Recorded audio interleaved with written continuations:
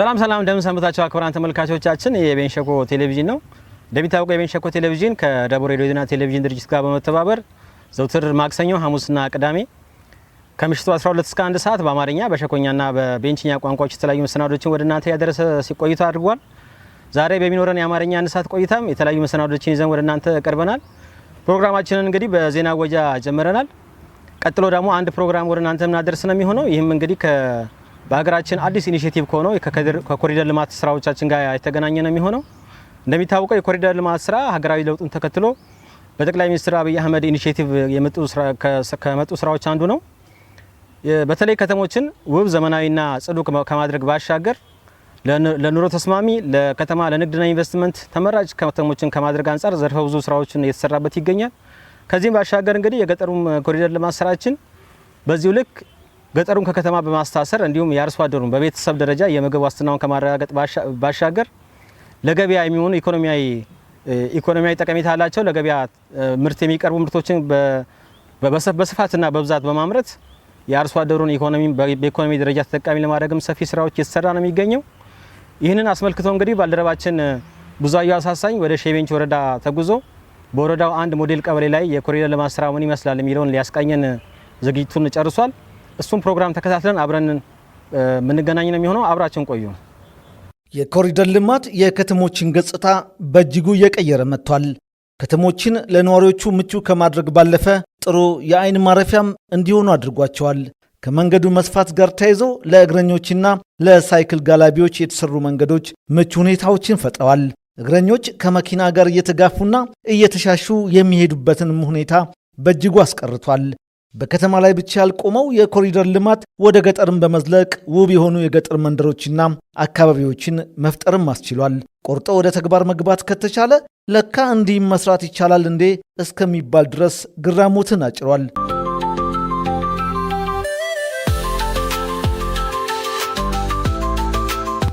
በሼቤንች ወረዳ የምትገኘው የኩሻ ቀበሌ ደግሞ በገጠር ኮሪደር የሚያምር መንደርና የሚያምር አካባቢን የፈጠሩ አርሶ አደሮች ያሉባት ቀበሌ ናት። በእርግጥ መነሻዬ እኔ ከዚህ በፊት መምህር ነበርኩ። ኛሉታ አንደኛ ደረጃ ትምህርት ቤት ነበር ማስተምረው። ከዛ 1 አመት ካስተማርኩ በኋላ ለምን ወደ ኋላ ተመልሼ ስራ አልሰራም በሚል መጥቼ ልማት ላይ እርሻ ላይ ነው እንግዲህ ጊዜን ማሳልፈውና ይህን እርሻ ያረስኩ ቆየውና ከዛን በኋላ ኮሪደር ስራዎቹ ሲሰሩ አንዳንድ መረጃም ትምህርትም ሲሰጠን በዛ የተነሳ በቃ ኮሪደሩ በሰፊው መስራት አለብኝ በሚል አገሪቱም ደግሞ እንድትለወጥ ብልጽግና ፓርቲ የሚያመጡ ለውጦች ትምህርት ተለያዩ ልማቶችን ተቀብዬ በቃ ከዛ ይሄን ስራ ሰርቻለሁ ማለት ነው። ተነጋይስ ጋዶያ ተባያ አፈራ ተባቢያይካ ተባብገሽ እናትና አባቴ ሲሞቱ ብቻዬን ነበርኩ። ከዛ ወደ ግብርና ስራ ገባው። የግብርና ስራዬን ባለሙያዎች አመራሮች እየመጡ ይደግፉኝ ነበር። ከዛ ደግሞ መንግስት የኮሪደር ልማቱን ሲያመጣ እኔ ግቢዬንና አካባቢዬን ወደ ማሳመር ገባው። የኮሪደር ልማት አካባቢውን ለአይን ማራኪ ብቻ አይደለም ያደረገው፣ ጤናማ ኗኗር እንዲኖር በማድረግ በኩልም ምቹ ነገሮችን ፈጥሯል። በእርግጥ ኮሪደር ከዚህ በፊት ጠባብ ነበረ መንገድ። እግረኛ እዚህ ጋር ሲሄድ መኪና ጋርም የመጋጨት ነገሮች አሉ። ክፍት አይደለም። ሞተር አብዛኛው ጊዜ እዚህ ኩሻ ላይ ይመላለሳል። በተለይ በጋ ያንን ትንሽ ስለከፈተ አሁን ይሄ ወደ 30 ሜትር ይሆናል ብዬ ነው ማስበው። ከዛም በኋላ ሲንሰራ አካባቢው በቃ እንደምናየው ፈታ ብሏል፣ እንዲከፍቷል። አካባቢ ላይ ደግሞ ጤና እነዚህ ተቀማቹ ጎርፎች እንዲፋሰሱ በማድረግ ንጽህና አካባቢ ላይ ከቤት ጀምሮ በረንዳን በማጽዳት ጓሮን በማጽዳት እነዚህን ሰርተን ነው እንግዲህ ተቀብለንም ሰርቼ ነው እኔ አሁን በግለ የተለወጥኩ ያለሁት። ደግሞ በጣም ተለውጫለሁ። ቴጎሚያ ባናቱሽም ይማጤ ቦዲ ዘምኦኮጊ መንግስት የኮሪደር ልማቱን ካመጣ በኋላ ከዚህ ቀደም የነበረው መንገድና አካባቢው እየተለወጠ ነው። በፊት መንገዱ ሁሉ ጠባብ ነበር። አሁን መንገዱ ሰፍቷል። በየመንገዱ ላይ ጎርፎች ይጠራቀሙ ነበር። አሁን ላይ የለም። ከዛ ባለፈ ግቢያችንን በማሳመራችን ደስ የሚል አካባቢ ፈጥረናል። ብዙ ስራ በርግጥ ይጠብቅብኛል። አሁን ጅምሮቼ ጥሩ ነው ብዬ ነው ማስበው። ከለውጡ ወደዚህ ከተማ ላይ ቤት ሰርቻለሁ። ላለመጋነን 3 ቤት፣ 1 ሸክላ፣ የተቀሩ ዝም ብሎ ኖርማል ቤቶች እና 12 ክፍል ሰርቪሶች አሉ። በዛ ልጆችን ያስተማርኩ። በእነዚህ በልማት ትሩፋቶች የመጡትን ኢንቨስት ወደ ከተማ ነው ማረገው። የበለጠ ደግሞ ለመለወጥ ትግል ላይ ነው እየጣርኩ ነው። ወደፊትም ቢሆን ያው ተለውጬ እንደሚገኝ እምነት አለኝ። ኮሪደር ልማት ከተሰራ በኋላ መንገድ ራሱ እንዴት ሰፍቶ ሰው የተጓዘበት እንዳለ የእግረኛ መንገድ ለብቻ መኪና ለብቻ ከዚህም በፊት የነበረው ጭንቅንቅ የትራፊክ አደጋ ጭምር የቀነሰበት አግባብ እንዳለበት ማህበረሰቡ በደንብ ተረድቶ በኮሪደር ልማቱ የሄደበት አግባብ ነው ያለ።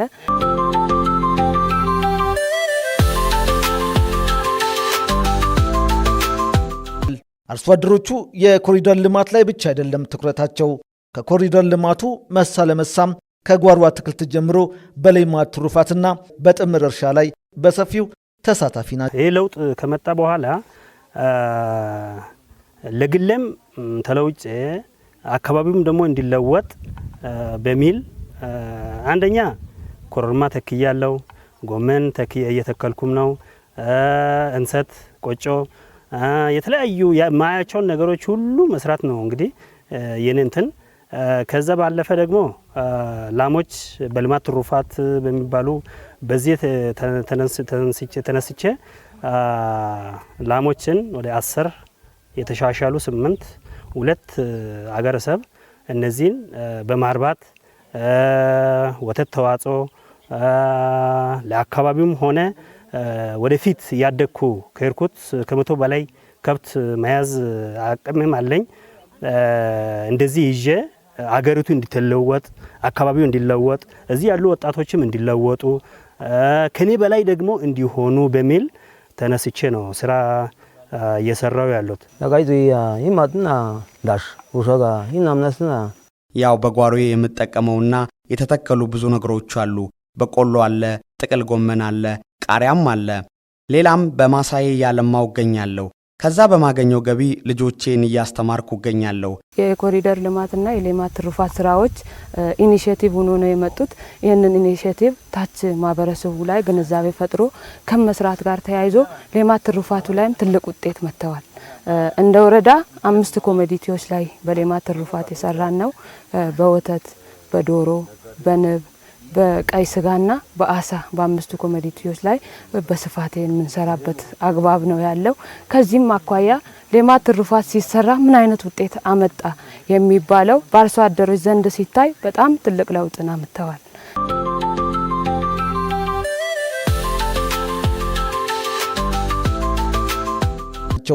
በሼቤንች ወረዳ 25 ቀበሌያት ይገኛሉ። ወደ ኮሪደር ልማቱ ከመገባቱ በፊት በሁሉም ቀበሌያት ስለ ኮሪደር ልማቱ አስፈላጊነት በቂ ግንዛቤ በመስጠት ነው ወደ ስራ የተገኘው። እንደ ወረዳ 67 ኪሎ ሜትር የኮሪደር ልማት ስራዎች አሉ።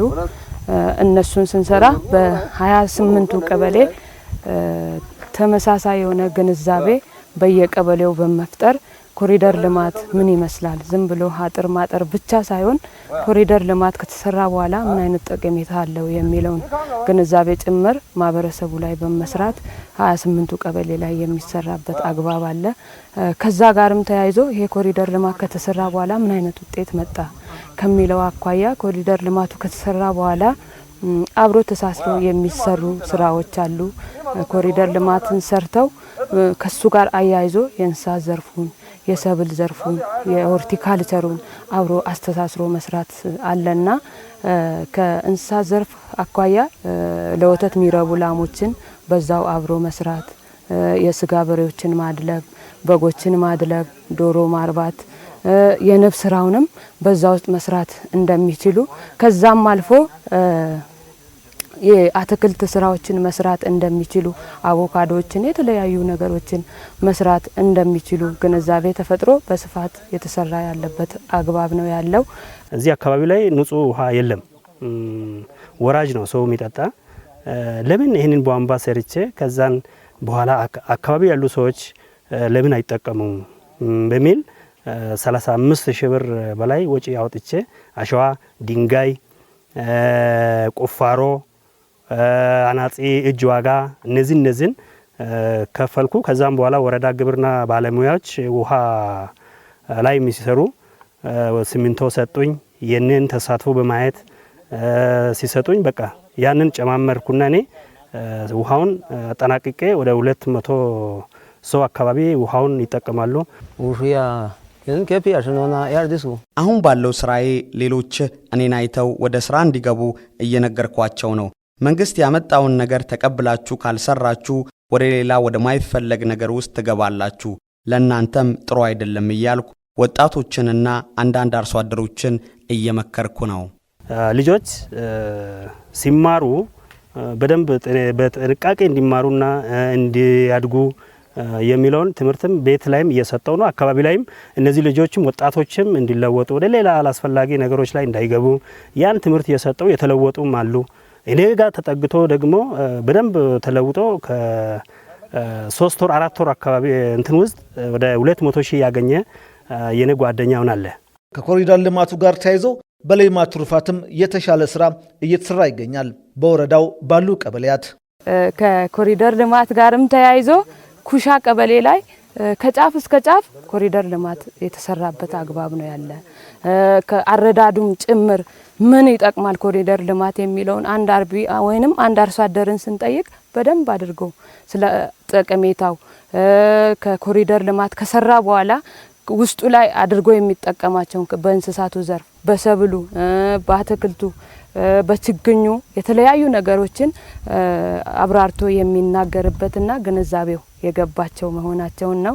እንደ ኩሻ ቀበሌ የምናየው በሁሉ ነገር ቅድም እንደሚታየው ኮረሪማው በቅመማ ቅመም በመኸር ሰብል ወደፊት የወጣች ቀበሌም ስለሆነች ቀጣይ ላይም ያሉ ኮሞዲቲዎች አሁን ሰርተን መንገድ ላይ ያደረስናቸው አሉ።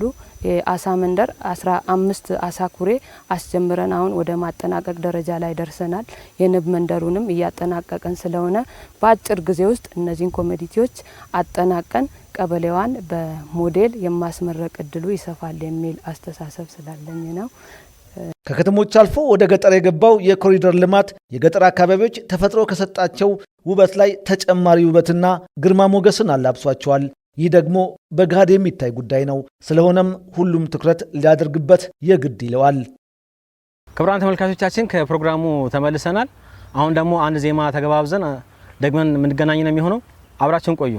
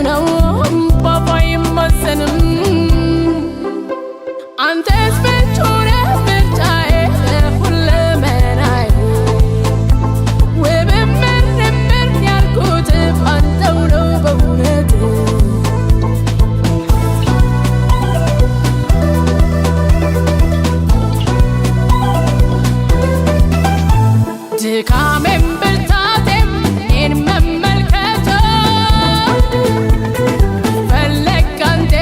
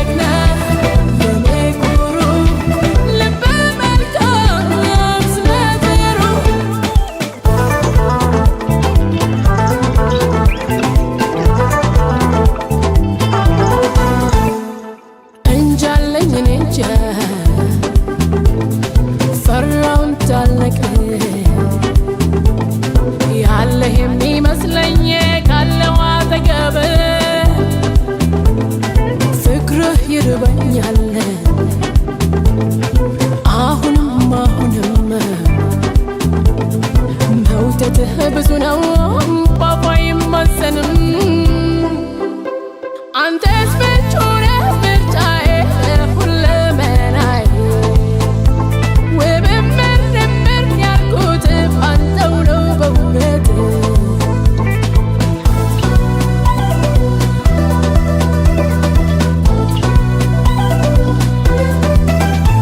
ከፊትህ እኔ ያለው አንተም ከኔ ኋላ ታስብልኛለህ ላንተ ሳታዳላ ትረታለህ ካይኔ ሳይነግርህ ከንፈሬ ከምነግርህ በላይ ትለያለህ ፍቅሬ መላ የኔ መላ ማትሰለች ማትጠላ ጀግና የኔ ኩሩ ልበ መልካም ስመጥሩ አንተ ልጅ አንተ የደግ ሰው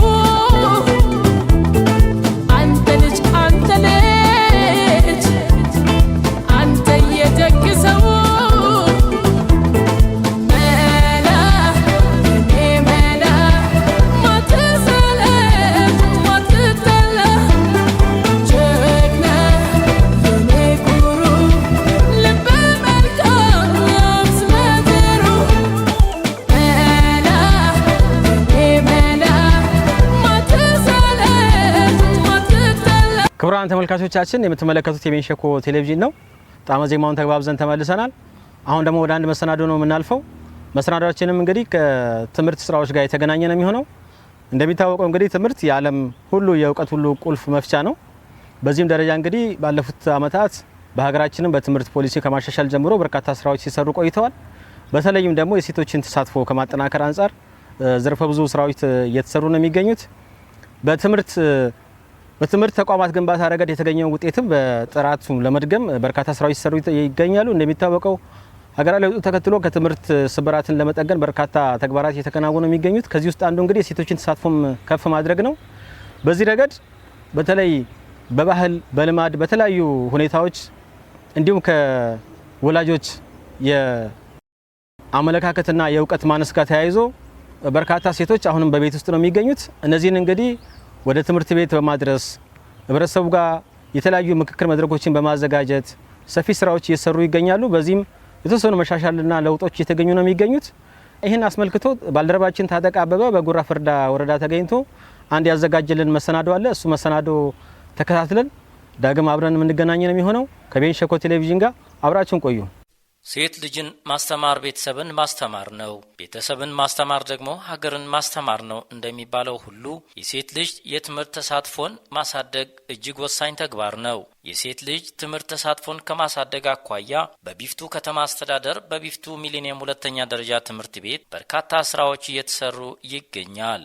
የሴት ልጅ የትምህርት ተሳትፎን ከሚቀንሱ ተግባራት አንዱ የቤት ውስጥ የስራ ጫናዎች መብዛት ሚናው ከፍ ያለ መሆኑ ይነገራል። እንደኔ 3 ምክንያቶች አሉኝ። የመጀመሪያው ምክንያት አንደኛው የማህበረሰቡ አስተሳሰብ፣ ብዙ ጊዜ ማህበረሰቡ ሴት ተማሪዎች እንደዚህ ለትምህርት ሳይሆን ሴት ወደ ጓዳ የሚል ነገር አስተሳሰብ ያለባቸው። ሁለተኛው ደግሞ እንደ ትምህርት ቤት ስናይ ብዙ ጊዜ በእኛ ትምህርት ቤት ላይ ባይኖርም በአብዛኛው በሌሎች ትምህርት ቤቶች ላይ የማየው ነገር እና ይህ ሴት ተማሪዎች ላይ እገዛ ለማድረግ ከቤት የስራ ጫናም ስላለባቸው ብዙ ጊዜ ክላስ ሚስ ሊያደርጉ ይችላሉ እና ክላስ ሚስ ሲያደርጉ መተው ያንን ትምህርት ቤት ላይ እገዛ ምናምን አለመደረጉ። ሌላኛው ደግሞ የሷ ድክመትን ብዙ ጊዜ እንደዚህ ሴት ተማሪዎች የሆነ ትንሽ ነገር ይበቃቸዋል ልባቸው እንትን ለማለት እና የሆነ ትንሽ ነገር ሰምተው ባንዴ ትምህርታቸው ላይ ያላቸው ፍላጎት ሊቀንስ ይችላል። እንደኔ እነዚህ 3 ምክንያቶች ናቸው። ቤት ውስጥ የቤተሰብ ጫና ስራ ምናምን በሚሰጣቸው ጊዜ በዛን ሰዓት ላይፈቀድላቸውም ይችላል። ዛሬ እንደዚህ ስራ ላቲጂ ልትባል ትችላለች። ከዛም አልፎ ደግሞ በቃ ቤት ውስጥ የሚሰሩ ስራ ምናምን በቃ ሴቷ ልጅ ራሱ የሆነ ሰዓት እኔ ዛሬ አልተመቸኝም መቅረት እፈልጋለሁ ምናምን ብላ በራሷ ፍላጎት መቀር የሆነ ሲያማት ምናምን አልተመቻት በሱ አብዛኛው ጊዜ ለሴት ልጅ ማለት የተለየ አስተሳሰብ ነው ያላቸው። ተምራ የምትወጣ አይመስላቸውም። በቃ የሆነ ዝቅ አድርገው ነው የሚያስቡት እና እኛ ተምረን ከፍተኛ ደረጃ ላይ ምን ደርስ አይመስላቸውም። ከባል ጋር ተያይዞ የመጣ ነገር ሴት ልጅ ተምራ ይትደርሳለች በሚል አስተሳሰብና አንዳንድ ቤት ደግሞ የወላጅ ጫና የስራ በመብዛት ሴት ልጅ በውጤቷ ከፍ እንዳታደርግ ያደርጋል ማለት ነው። በአካባቢው ያሉ የራሳቸው የተለያዩ የስራ እንትኖች አሉ። እንደሚታወቀው ይሄ አካባቢያችን ድርጅቱም እዚሁ ስላለ የበበቃ ድርጅት አለ። እዛ የተለያዩ ስራዎችን ይሰራሉ። ገጠር አካባቢም የራሳቸውን ብዙ የገቢ ምንጭ እንትን ከማስኬድ አንፃር ያንን ገቢውንና እንትኑን የሚያመጣጥኑት የሚያወዳድሩት። ስለዚህ አሁን ያለው ነገር ምንድነው?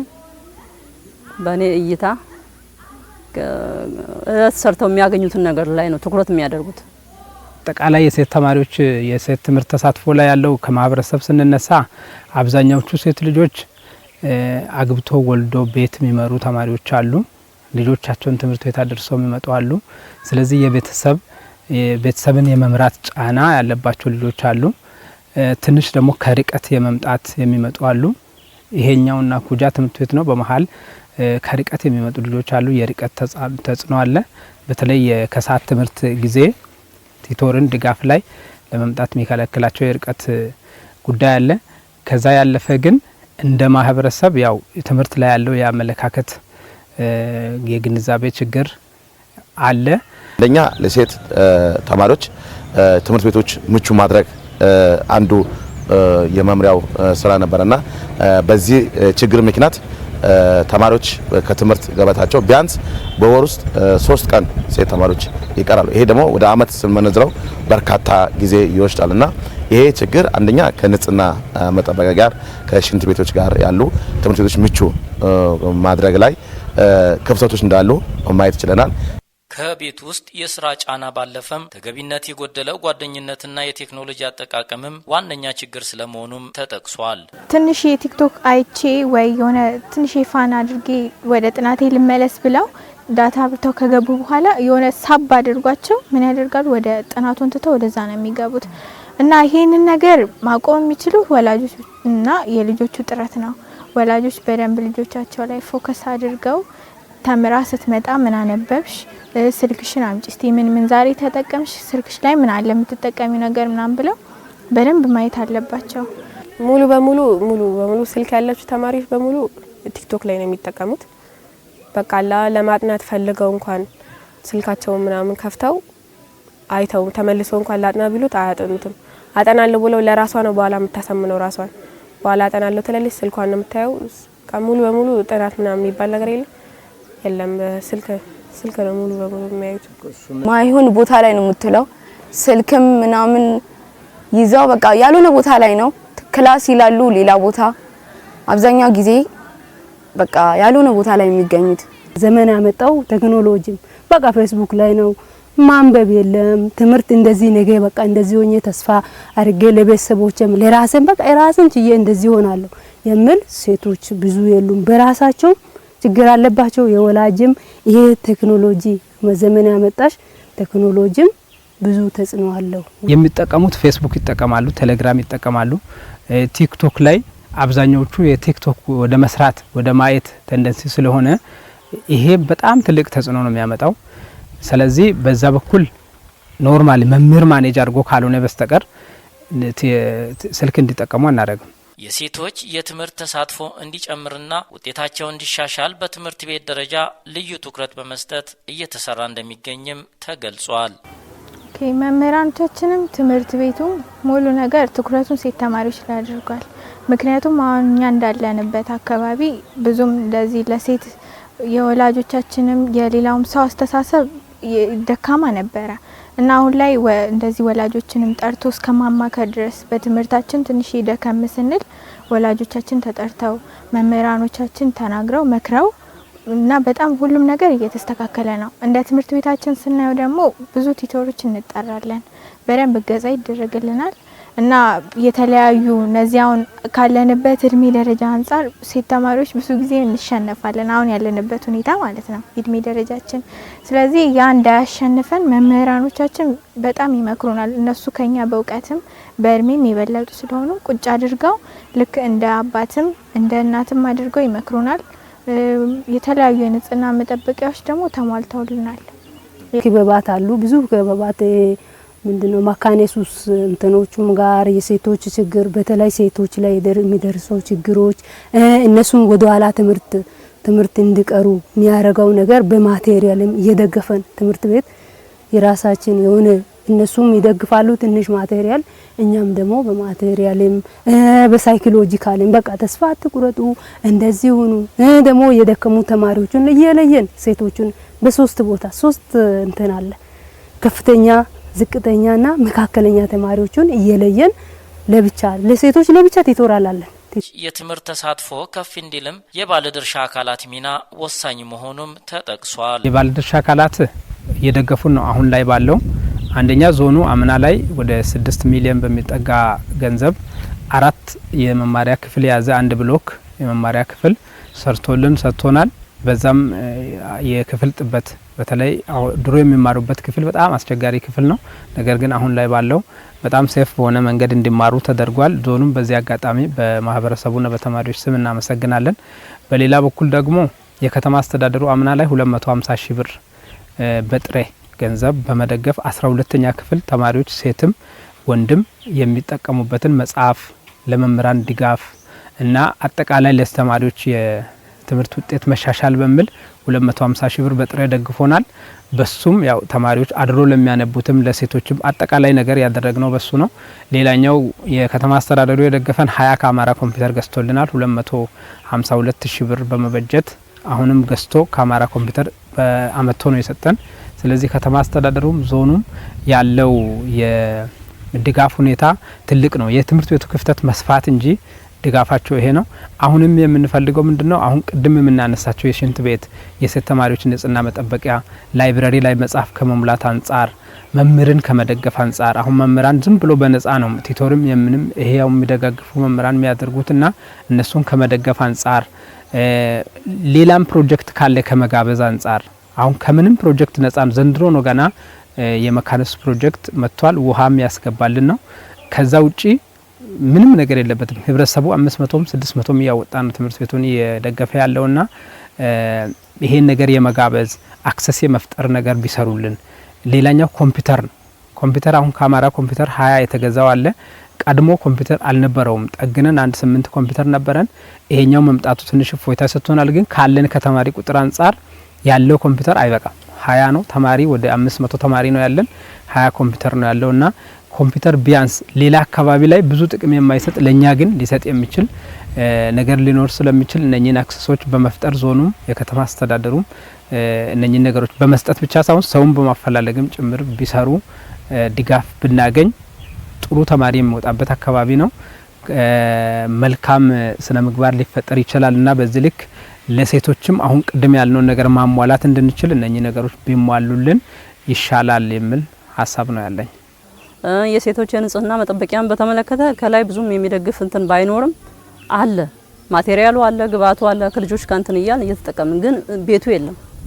ቤቱ የንጽህና መጠበቂያ ቤቱ የለም። እንትን ብንልም ያው እንደምታዩዋቸው ናቸው የንጽህና መጠበቂያ። እንደገና ሽንት ቤቶቹ ይኸው አንድ ነው ያለው ሽንት ቤት እሱም ፈርሷል። እሱን ጥያቄ ላይ ነን። አምናም ጠየቅን ክላሱ ተጀምሮ ነበር ከኋላ ቆርቆሮ በቆርቆሮም ቢሆን ይሰራና ጊዜያዊ መፍትሄ ይሆናል ምናምን ብዬ እንትን ብለው ነበረ ግን አልሆነም። ያው እዛው ላብራቶሪ ክላስ አካባቢ ላይ እንደ ነገሩ ያው እዛው ላይ እየተጠቀሙ ነው የሚገኙት እና እሱ ነገር ክፍተት አለ። ቲቶሪያል አሰጣጡ ላይ በተመለከተ ፕሮግራም ወጥቶላቸው እየተሰጡ ነው። አሁንም ይቀጥላል። ፕሮግራም ተይዟል እና የትምህርት አሰጣጡ ላይ ብዙም እንግዲህ ምናልባት እነሱ እንትን የሚሉት ካልሆነ በስተቀር እየተሰጠ ነው። ቲቶሪያል ይሰጣል፣ የትምህርት ሰዓቱ በአግባቡ ይሰጣል። ግን እነዛ ነገሮች እንደ መሰረታዊ ጉዳይ ነው የሚታዩ ነገሮች ናቸው።